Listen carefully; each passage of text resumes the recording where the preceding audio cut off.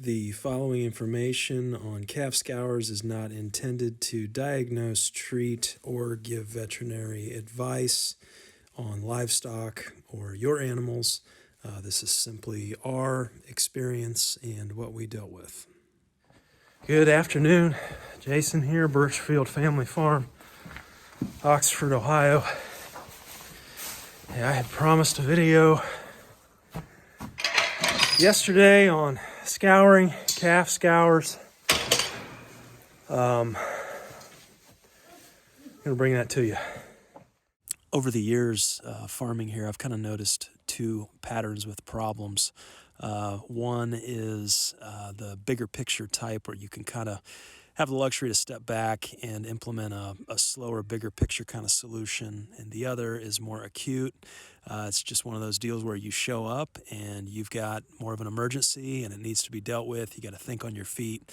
That was definitely the case here with Petey. Showed up, he's got blood in his stool. Stool is very liquid-like consistency. He was up, but he wasn't moving a whole lot, kind of a hunched back. So we started digging into it and landed on calf scours. Let's dig into a little more info here.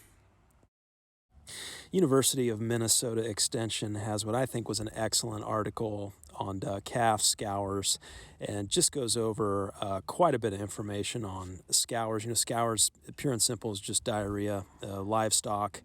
You've got kind of two main veins with causes. You've got the infectious or pathogenic side, and then you've got the just the nutrition side. And I'm not real sure what we were dealing with Petey, but we did, after reading this, become convinced of the importance of hydrating him. Dehydration is the main thing with scours, no matter what the cause. And so we leaned into some treatment with him, giving electrolytes, also giving him an herbal supplement, monitored that manure consistency. Took us about 5 days. We'll go over a little more specifically what we did. It should be noted here too that calf scours is the primary cause of death in calves ages 2 to 30 days old. So if you've got a calf that's under 30 days old, you really need to monitor that animal closely. As it loses electrolytes, loses salts, you can get into a condition called acidosis pretty quickly. Again, that's not what we were dealing with here with Petey. He's right around 70 days old. The two main quantitative measures we used to monitor Petey were his body weight and also his body temperature. We took a rectal reading every day, and he was between 102 to 102.3, so he stayed normal body temperature-wise. And then his weight was also increasing every day, sometimes by as much as a couple of pounds. So we weren't too concerned with those two measures being normal. Now, treatment-wise, we used an herbal supplement for 3 days in a row, 2 tablespoons of something called Molly's Herbals for 3 days in a row. We gave 48 ounces of Gatorade for several days in a row. And again, just monitoring that manure consistency. Okay, great day here in the barn. Simply because Petey is looking good. Check out this pat here. Nice looking pat, finally.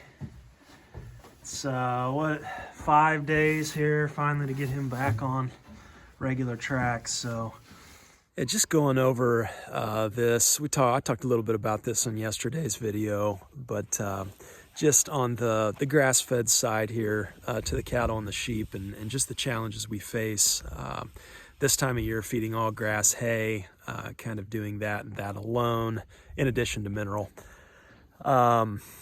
Again, just as I stated yesterday, I think this approach it's okay. It gets us by for animals that are not lactating.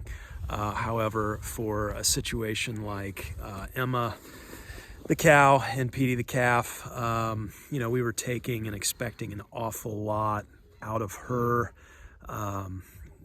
Expecting her to raise him up, to keep him healthy. We were milking She calves every November, so she's probably bred back now already. So she's growing another calf in there.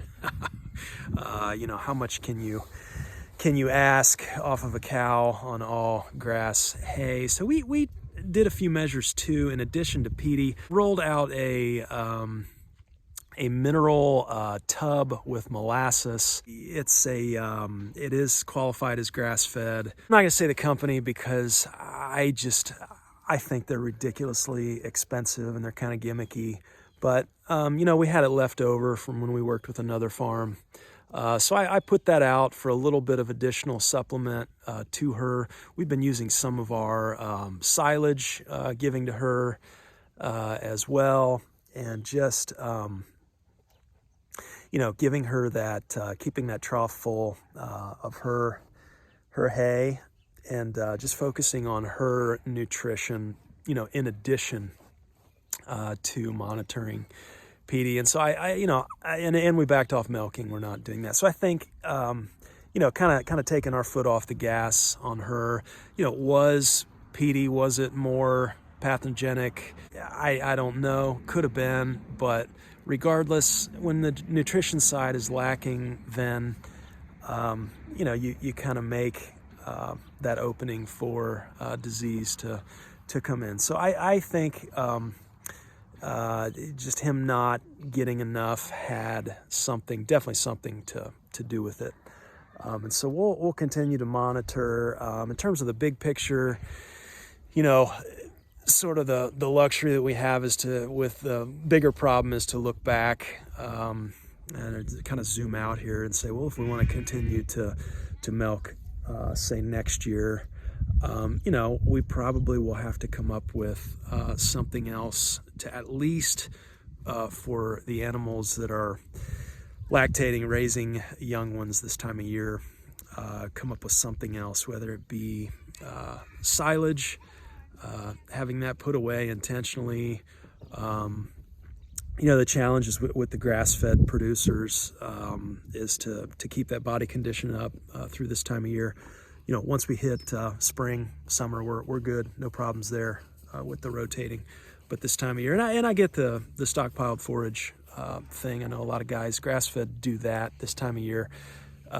Major challenges there. More land, you got to have more land to set aside. You got to not be using it right in the fall, and going into winter, letting it sit, putting on that forage growth. But you know, I'm sure it is very healthy to be doing that this time of year. But that's really not an option for us. So hopefully we can kind of regroup. I think in terms of calving as well, that we need to kind of revisit our calving schedule. There's no reason for us to, other than the current cycles that we're on, to be calving in November, you know, going into winter. That's just, you know, that's probably not the best fit for our management approach. So, you know, but that means separating the bull, getting on a different schedule. So that is certainly an option as well. But I don't know. Hope this helps somebody. And this was our first experience dealing with this issue. And it's just nice to have our arms around it now, hopefully, and know what we're dealing with going forward. As I've stated on our other videos, we never claim to be experts, just ordinary folks out here trying to make it work. Hey, if you have something to add, something that we've missed maybe, hop in and join the discussion.